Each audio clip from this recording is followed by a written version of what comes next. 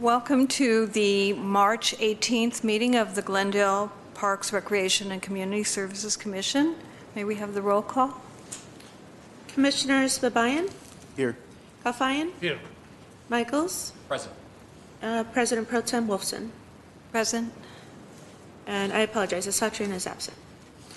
1A, report of recording clerk regarding the posting of the agenda. The agenda for the March 18, 2019 regular meeting was posted on the bulletin board outside City Hall on or before Friday, March 15, 2019. Item 2, upcoming council agenda items.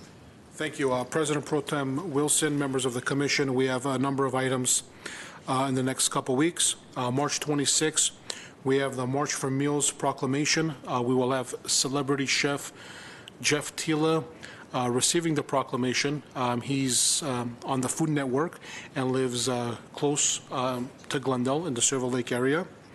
We also have the Maple Park Playground donation, resolution authorizing the donation transfer of Maple Park playground equipment to Armenia or any other agency, city that was affected by the California wildfires.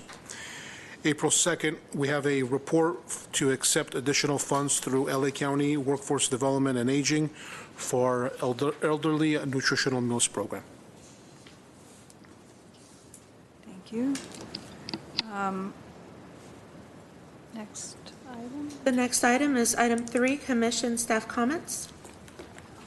Yes, I wanted to mention to the commission that there's a group called Arroyo Verdugo Trail Committee that is interested in developing the Verdugo Wash and creating a area that's going to connect areas in Points North to other park areas and make transit possible and biking more possible throughout that whole length. And they have a website if people are interested in finding out more information. You can just Google Arroyo Verdugo Greenway and get more information. I know they're trying to gather signatures and get support. Thank you. Next. President, oh, sorry. I just wanted to go ahead and comment. I did attend the One Glendale basketball championship game on Saturday, and that program again is continuing to grow and grow strong. The championship game coming down to a tie score going into overtime. The championship games remain quite exciting and interesting. So I just want to congratulate all of the participants of that program and encourage to see it grow. Additionally, I want to congratulate the organizers of the Cherry Blossom Festival at the Brand Tea House for another successful event. This was their second annual event. Happy to see that this is becoming an annual event and growing. It was my first time to see the renovations inside the Brand Tea House for all of the floor work, the new plastering, the woodwork. They've done an exceptional job.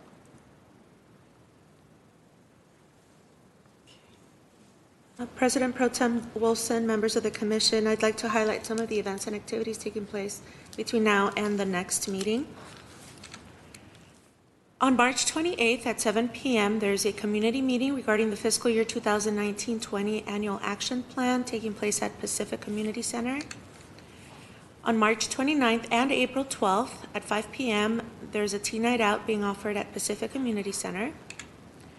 A medicinal plant hike is taking place on March 30th from 9 a.m. to 12 p.m. at Dugmajan Wilderness Park. The Cesar Chavez 18th annual celebration is taking place on March 30th from 1 p.m. to 3:30 p.m. at Pacific Community Center. A Friday night lecture entitled Local Color, Dyeing with Native Plants will take place on April 12th from 6:30 p.m. to 8:30 p.m. at Brand Studios in Brand Park. The Wilderness Workday will take place on April 13th from 8 a.m. to 12 p.m. at Dugmajan Wilderness Park. And the Spring Extravaganza will be also on April 13th from 10 a.m. to 1 p.m. at Pacific Community Center. And then we'll be back here for our next commission meeting on April 15th at 2:30 p.m. Thank you.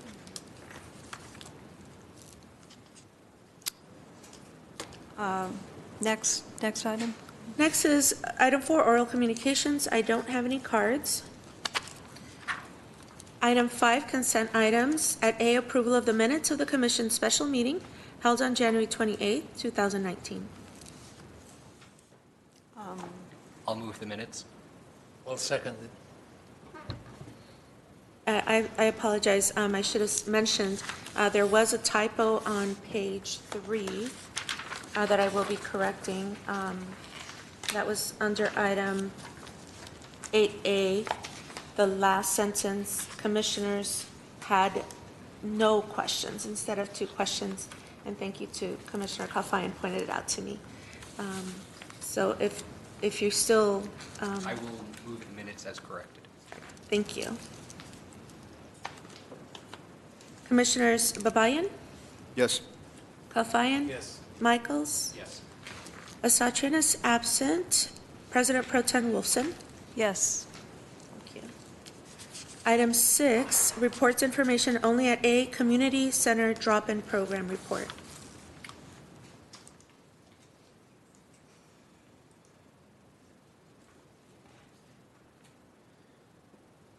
Good afternoon.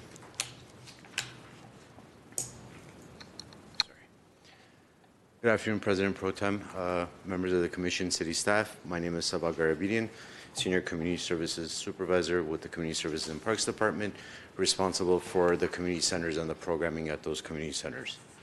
So I wanted to review the Community Center drop-in report as it relates to calendar year 2018. The drop-in programs take place at all 4 of our community centers: Adult Rec Center,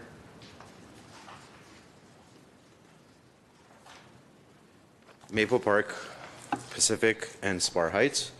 Some of the programs are designed because of the population we serve. So at Adult Recreation Center, you'll see more of a senior population attending, so we'll provide more senior drop-in programs, as opposed to Pacific, where we get a little bit of both. So it depends on the facility and the community that we're serving. Also, if a facility has something specific, like a computer lab, like we do at Maple Park, we'll also offer like computer lab times as well. As part of some of our drop-in programs, we also organize some presentations that we collaborate with. So there's a listing of some of the organizations we collaborate with, whether it's the local hospitals, other city departments, as well as AARP and Metro. And it could be as simple as a bicycle safety workshop with Metro, or AARP does a smart driver classes where seniors could go through the class and then take that certificate and show it to their insurance provider, and they'll get like 10% off for their next year's premium. So what are typically drop-in programs? Drop-in programs they have a frequency. They take place daily, weekly, monthly, something along those lines. Usually requires an activity card. And I say usually because we don't require an activity card for presentations. That's information that we want everybody in the community center to be aware of. Sometimes the drop-in program will have an additional fee, $1 per class, and those are your exercise classes, because we're paying an instructor to teach that class, so we'll collect $1 fee. It's usually $1 an hour. And then each facility has its own unique classes, and then some of the facilities will overlap. So we'll offer talk time at Pacific Community Center and at Maple Park Community Center, because we feel like there's a need at each location. So we talked about activity cards, so let me go into depth on those. Activity cards for youth are free. 17 and younger is defined as youth. So as long as they get an activity card, the parents sign the release of liability forms, the participant signs the release of liability form, we just give them an activity card free of charge. Adults 18 to 59 is $25 a year. Seniors ages 60 and older, it's $10 per year. And if somebody kind of wants to test it out, they're not committed to paying that $10 or $25, they could get a day pass for $2 a day. And then if it's somebody that's going to come to, let's say, adult drop-in basketball, we say, well, if you're going to come at least 12 times, you're better off just buying the $25 card. And then replacement cards are $2 per year. And there's a picture of the activity card. I don't think we've ever actually shown what that activity card looks like. It goes on your keychain. Seniors put it in their wallet. They put it on their keychain, on their lanyard, whatever the case may be. For an additional fee, activity card holders could also get an exercise gym membership at the Adult Recreation Center. So at the Adult Recreation Center has that exercise gym featuring 2 stanchion bikes, 2 treadmills, 2 ellipticals, and a bunch of machine weight areas and some dumbbells. So the additional fee for that is for adults, it's $80 a year on top of the $25 activity card. Seniors ages 60 and older, it's $50 per year on top of the $10 activity card. And then replacement for those are, for these cards are $2 as well. That means they're already registered. We're just issuing a new card to them. Our drop-in programs are predominantly advertised in our leisure guide. Here's some images of our leisure guide, where they're listed, how they're listed. It'll be under senior classes. And in continuing on, the classes I just want to mention at ARC include exercise classes. We have 4 different types of exercise classes, from muscle toning to aerobics to slow stretch to Zumba. Bridge, bingo, billiards, board games in the form of dominoes and backgammon. We also offer chess and various card games. We provide karaoke twice a week, knit and chat, table tennis, senior mixer once a week, and a Tai Chi class. So most of the classes are indoor with the exception of Tai Chi, which is usually held outdoors in Central Park in the Tai Chi garden area. Drop-in classes at Maple Park Community Center include youth and adult basketball, volleyball, our after-school club, drop-in tennis, tot time, and Zumba. Drop-in classes at Pacific Community Center include badminton, basketball, soccer, line dancing, exercise classes, pickleball, billiards / table tennis, and tot time. Here's a picture of our tot time flyer advertising both at Maple and at Pacific. And then drop-in classes at Spar Heights Community Center include the after-school club, billiards, backgammon, dominoes, cards, board games, bingo, yoga, knit and crochet, exercise classes, and wood carving. And we offer 3 different types of exercise classes at Spar Heights. Total drop-in participation for calendar year 2018 is listed above. We had about 53,400 people at ARC. Maple Park, with its 7 drop-in programs that we keep track of, was at 39,364. Pacific was at 40,144, and Spar Heights was at 27,716. And the reason why I say that we keep track of is somebody's going to come to Pacific Community Center to use the recreation room. Well, the recreation room has billiards and it has table tennis. But when we swipe that activity card, we just say adult or senior recreation room and let them go in from there. So if it allows us to break it down, we'll break it down. But ARC as well, it's one big room. They're playing cards, they're playing backgammon, they're playing dominoes, all in the same room. So we just say drop in backgammon, dominoes, and go on from there. And then here's our 2018 fiscal impact. This is the youth activity card, so there was no revenue collected against these because all those cards are free. I just wanted to show the counts of how many we've processed. And you could already tell ARC, for example, primarily our senior center, they're not really selling out on youth activity cards as opposed to Maple Pacific, where we get a lot more youth coming in to those community centers. So a combined total of 452 as opposed to 521. And then here's our fiscal impact for 2018 calendar year. Total activity cards for adults, I think that line should have said adult and seniors, is 2,838 for a total revenue of 30,308. Now that revenue is offsetting some of the expenses we need to do to maintain. So every time we have a ping pong table that goes down at ARC, and there's a total of 6 of them, we need to replace that, and the cost, depending on the year, could be significantly high if we're replacing 2 or 3. Billiards tables will constantly have to be resurfaced, so we pay for some of those expenses from there. Pickleball, we have to buy pickleball balls and nets. For some reason, they're not the cheapest things to find, especially the balls. So that's where we get some of the revenue to pay for some of these expenses. And that concludes my presentation, if anybody has any questions. Given the numbers that you presented, are you promoting the day passes or the annual passes more? Our preference, Commissioner Michaels, is promoting the annual pass. The annual pass allows us to get that activity card, the release of liability form, and have that person with an activity card. That is our preference. We don't like promoting the day pass as much because for whatever reason, if they go from one side to the other, they have to buy that day pass again. So when we promote that annual pass, it's good for all of the community centers. So once we get them into the system, they're pretty much good to go. It's just easier for us. The day pass, we're not too fond of because, I bought it off this person, and it's really hard to renew in our system as well. So the annual ones are better for us. Okay, so looking at the numbers from last year, there were more annual passes. This year, there were more day passes. If someone purchases a day pass, do they use that multiple times, or is that only once?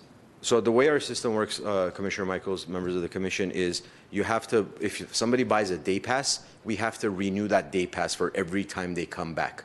So that's as opposed to an activity card where it's good for 12 calendar months, the day pass needs to get renewed. So if I were to sell you a day pass today, tomorrow when you come back and you want to buy another day pass, it's in my best interest to renew your day pass because after I sell you 2 day passes, the system's going to lock you out, saying this person exceeds the total pass limit count. So it's a renewal, so it considers it like a re-up as opposed to a completely new pass that's being sold. Okay, so looking at the numbers then, there was 1,141 day passes that were sold last year, but that contributes to not exactly the 1,000 duplicated entries that Correct. could contribute to more. Yes, absolutely, absolutely. It's a duplicated number. Then looking at those numbers, how can we try and promote the annual passes more, given that there seems to be a shift from last year to this year towards the day pass? In terms of promotion, it's really going to be up to our staff at the community centers. And this is why we kind of look at these numbers as well, the total number of participants in the drop-in programs to kind of give us a better gauge of are people showing up or not. It's the staff that need to promote, listen, you're better off buying an annual pass. Now, it's easy for the seniors to buy it in because it's $10 for the year, and look at what they get. For adults, the $25, they might be hesitant, which is why we pose it as if you're going to come to 12 adult drop-in basketballs, that's theoretically 6 weeks, Monday, Thursday, Monday, Thursday, Monday, Thursday, you're better off buying that adult pass. Some of them just choose, no, I'd rather pay the $2. Some of them are, honestly, the transactions are done via coins as well. So they just they didn't think about it. They went to the car, grabbed whatever they could to pay for it. So, but it's honestly on our staff to promote the annual memberships and go from there. I just want to ask, it seems like there's a lot more participants coming to Adult Recreation Center, Maple Park, and Pacific compared to Spar Heights, but Spar Heights has as many programs as Adult Recreation Center. Are we maybe thinking about opening more programs in the more popular sites? Or, I mean, I'm just wondering about it, or how does that play out? President Pro Tem, if you could repeat your question. So SPAR with 10 programs? Yeah, it has 10 programs, so there's like less than half or about half as many participants as we have in the 10 programs at the Adult Recreation Center. So I'm just wondering, I mean, is it a smaller, physically smaller site? It is smaller, so Absolutely. So it works out okay. Yeah, so President Pro Okay. Tem, Spar Heights Community Center is about 5,000 square feet, whereas the adult recreation is about 17,500 square feet, actually 19,500, right, 19,500? So that square footage plays a lot in what we could offer. So at Spar, we're constantly stopping one, resetting, and starting the other, whereas ARC, you're allocating one multi-purpose room from 8 a.m. to 8 p.m. all the way through for, let's say, backgammon, cards, dominoes, etc. And then the billiards room at both locations are unique to themselves, but like the knit and chat or a crochet or whatever, ARC has multiple rooms where you could kind of block that off, where SPAR, you're really limited to one. Another thing to consider is the way we do our programming at SPAR. We have meals 5 days a week. So we don't usually break apart the Verdugo room, which is where we serve our meals, to get rid of all the tables, chairs, to reprogram. Whereas at ARC, we're actually forced to break it down because of our exercise classes that need to take place the following morning. So it's in our best interest to break down, offer table tennis, leave it empty. Following morning, we offer exercise, and then set up for lunch. 3 hours of lunch later, break it down again. So, and staffing has a lot to play with that as well at each facility. So. Okay, thank you. Any other questions? Thank you, Commissioners. Next item. Next item is 6B, Therapeutic Recreation Annual Report.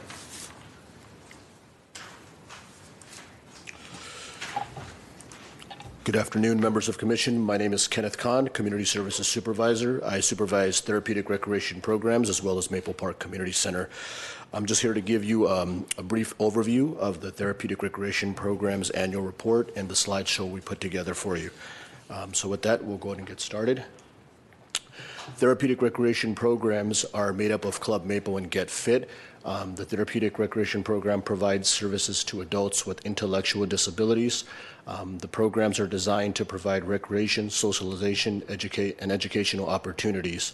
Staff members provide free drop-in activities which are age-appropriate and skill levels in a friendly and safe environment. Once again, the programs consist of Club Maple, which is much more of a social interactive program, and Get Fit, which is more of an exercise program to help the individuals get exercise. The types of disabilities, but not limited to, include attention deficit disorder, dyslexia, intellectual disabilities, learning disorders, autism, difficulties associated with cognitive abilities, including adaptive fine motor, perceptual motor, social, and language skills. The Club Maple program, it meets every Thursday, 5:30 to 8 p.m. at Maple Park Community Center. Staff members offer a variety of activities, including arts and crafts, games, dances, holiday celebrations, and other social interactive activities. We also have special events that take place. We have a Halloween costume contest, Thanksgiving event, Christmas party, Valentine's Day dance, and many others. Here's some pictures of our Club Maple special events. We usually do one a month or every other month.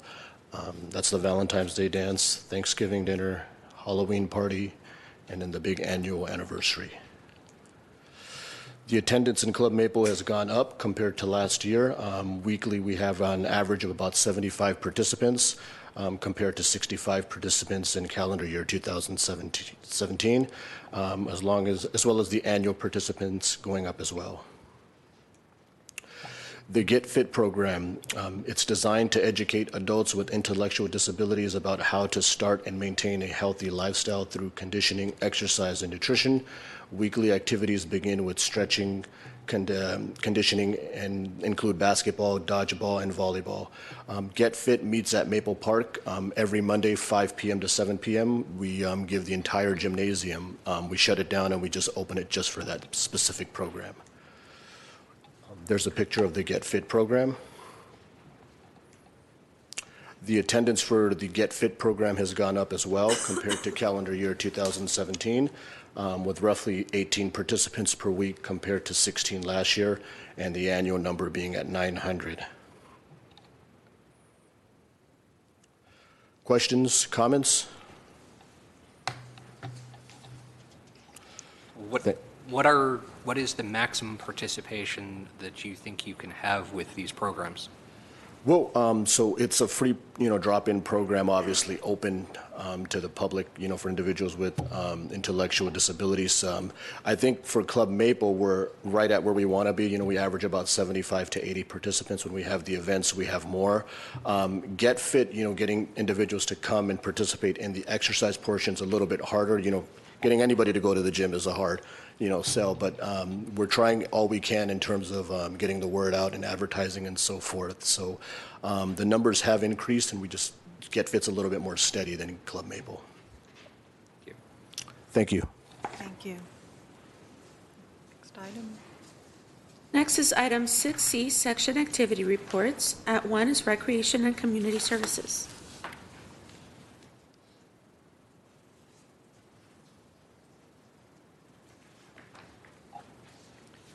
Hello again, Commissioners. So I'm going to do the Recreation and Community Center section activity report for the months of January and February 2019. In January and February, we had 2 Parents' Night Out events. We had one Parents' Night Out at Spar Heights Community Center, and we had another Parents' Night Out at Pacific Community Center. Both were in the 20 to 25 participant range. For Pacific Community Center, we tied it with Valentine's Day, giving the opportunity for parents to go out and do something without the kids for Valentine's Day, while the one at Spar Heights was towards the end of January, like it traditionally is every year. We had a table tennis tournament at the Adult Recreation Center. This is something that we started a couple of years ago via Clark Magnet High School and a student mentor program at Adult Recreation Center. A couple of years ago, that student requested that they do a table tennis tournament for the seniors. It was very successful. The person at the time was ranked 15 in the nation via USTTA, and then he was ranked number 2 in his age division when he was like 11 or 12 years old. So a hardcore table tennis person growing up, this is what they wanted to do at the time. After that person graduated from Clark, moved on, we hadn't had any activities, so the seniors requested that we do it again. We had it about a year ago, and we had the second one again. Also, thanks to Clark and now city staff. We had about 24 participants, and there's those tables I was talking about. When they do go out, we do have to replace them. We had 2 holiday senior celebrations. One was Valentine's Day and the other one was Mardi Gras. These were held at Spar Heights Community Center and at the Adult Recreation Center. For Valentine's Day, participants were given a rose that they were able to take home. And then for Mardi Gras, we just decorated the facilities and gave out some beads. We also had 2 presentations taking place at both facilities. One was the Smart Driver Safety Course that took place at both ARC and at Spar Heights Community Center. And then Metro came over to the Adult Recreation Center to present their On the Move program, which is a volunteer-led local excursion field trip program that seniors could take advantage of. Therapeutic Recreation had its annual Valentine's Day party at Maple Park Community Center. Youth and Family Services offered You Are Not Alone, a bullying workshop, You're Not Alone type of workshop where the kids don't have to feel like it's everybody else is against them and they're the only ones going through some of the situations. That was presented by Dee Hirsch. And we had our weekly or bi-weekly youth and family teen night out meetings as well. And then we had a art workshop as well. The START program visited the African American Museum down in downtown LA next to the Science Center and USC and the Coliseum. They also went to bowling at Pickwick Bowl, and they focused on the 6 pillars of STAR's success and their program and what their program is based on during the months of January and February, and they translated that to what they needed to learn. As February was African American History Month, that's the type of stuff that they were really involved with, engaging and learning and writing pieces, like paragraphs about what they learned from the discussions and topics. Our One Glendale program continued during the month of January and February. It was the basketball season, so our sports experience was to a UCLA game. So we talked to UCLA and they gave us some super discounted tickets for about 50 kids to attend the UCLA game. They were able to watch the game and got some posters as well. Our Trails and Open Space program had its Friday night lecture series continue as well as the Wilderness Workdays. And our One Glendale participants also went on a GO excursion towards the early part of February. And this time GO was at Brand Studios and Brand Park, and they went to the Doctor's House and Museum, and one of the docents gave them a tour of the Doctor's House and Museum. And that concludes my presentation. Any questions? Thank you. Thank you. Next item. Next item is 6C2, Park Services. Good afternoon, President Pro Tem Wolfson, members of the commission. For the month of January, our crews completed 200 work orders, 172 by the groundskeepers, 28 by irrigation repair crews, for a total of 813 labor hours. And for the month of February, 123 work orders, 89 by groundskeepers, 34 by irrigation repair crew, for total labor hours of 730 hours of labor. For the past few months, as you know, we've had good amounts of rain, which is great. It does affect us as it comes to some of the projects we're able to do out in the field, though. The rains do delay some projects. Yet we've been able to squeeze in small-scale projects throughout the sunny days, and we have quite a few lined up within the next 2 to 3 months, which hopefully we'll be presenting to you in the upcoming commission meetings. For the last couple of months, Brand's doctor's house, there was an area by the doctor's house that we had been planning on replanting for quite some time. We work closely with the Dawson's Doctor House, the Glendale Historic Society, and they've asked for this to be completed. We were able to get around to it. If you do visit it now, you will notice that the east side of the structure, as well as the entrance to the structure where they have the main monument, the sign, the kiosk, has been replanted by our guys. And something new we added this time around is, you notice the little steps right there. Those are, as you know us to be recyclers, we recycled tree trunks and made steps from those tree trunks to be able to allow a path. Thank you. Allows a path for individuals to walk up to the kiosk and see the activities that have been planned. Lower Shoal Canyon Park, this is not new for us. We do experience individuals vandalizing our facilities. They decide to do a nice drive on the turf areas that create significant damage at times in parks. This time around, we felt we'd show it to you, especially after rains. Any type of equipment on the grass is going to cause, some damage. So our crews had to get in there and re-level, add seed, put in the appropriate amount of amendments, and get those areas leveled off so it doesn't become a tripping hazard, as well as allow for the seeds to come back. So if you haven't noticed a lot of grass there the past couple of months, this is the reason why. And it has been repaired, so springtime we should see a lot of these areas propped back with the grass growing. Riverwalk.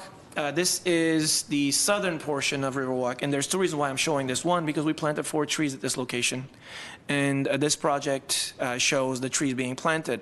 At the same time, you notice the amounts of weeds we have at this location. Riverwalk is a unique beast. We do not use any pesticides at Riverwalk given its proximity to the river. Yet it has created a challenge for us to maintain. So we're working with our Riverwalk Workday folks, as well as our RISE program. This past weekend, we asked them to get in there, past week.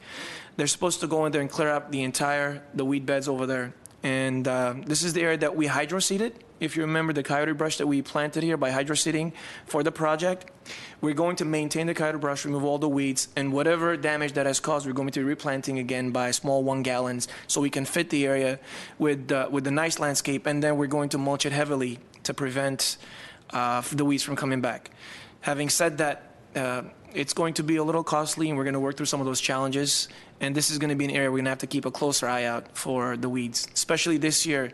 The question has come up in the past about weeds in the park. With the amounts of rain we have received this year, it's going to be an ongoing challenge for a short while. So bear with us, please.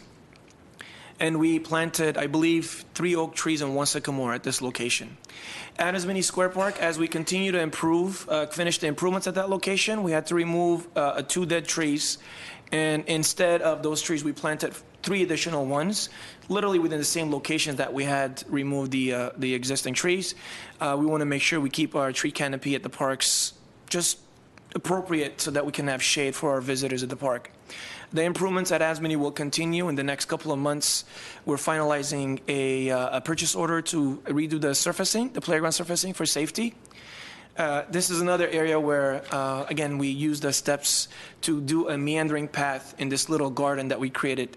And I finished the project a couple of months back. This was an additional request to improve this one location, and our staff continued with that process. And again, by recycling some plants from other facilities, we finished this location as well. At Glorieta Park, as you note, this was the hillside on the east side of the park, and we had just seeds, poppy seeds, and wildflowers planted in this area. After a while, within a year, they kind of overgrow and overtake the entire area. We have to go down, clear the entire bed, the weeds, and allow for nature to do its course. This is what it looks like currently, but within the next couple of months, we will see the wildflowers, and they're all going to come back into a beautiful bloom. Pay it a visit in a couple of months. City Hall, this was one of the bigger projects we were able to squeeze in between the rains. This is right outside of the City Hall offices as you enter or exit the backside of City Hall. We went in and removed all the existing, the trees, shrubbery. We redid the entire irrigation at this location.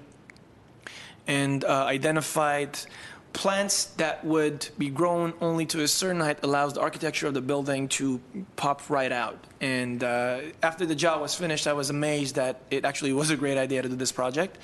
Initially, I had my doubts, I'll be honest, but after the job was done, if you walk by it, you should see a difference. I believe there were a total of over 100 plants that went in here. And after it was done, the idea came whether we mulch it, those bare areas, or we do something else.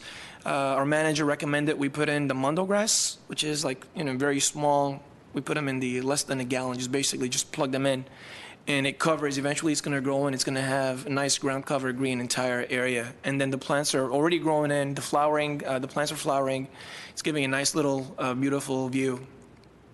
And this is the final product as we noted.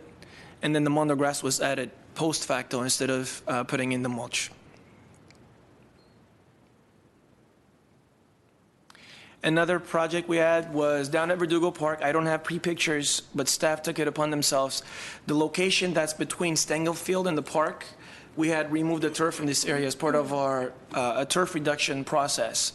But as turf or weeds have a way to make themselves evident again after the rains, we had this area just completely overgrown with weeds and leftover grass. So staff went in and cleared the entire area, and we put in a heavy layer of mulch after making all the adjustments. And this is what it looks like now, very clean and very sharp. And with the amount of mulch we put in at these locations, we are hoping that we prevent weeds or minimize it as they come up in the upcoming months.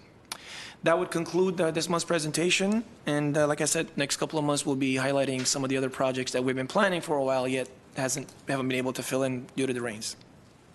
If you have any questions, I will be glad to answer them. No? All right, and I guess we're adjourned? Yes, next is adjournment.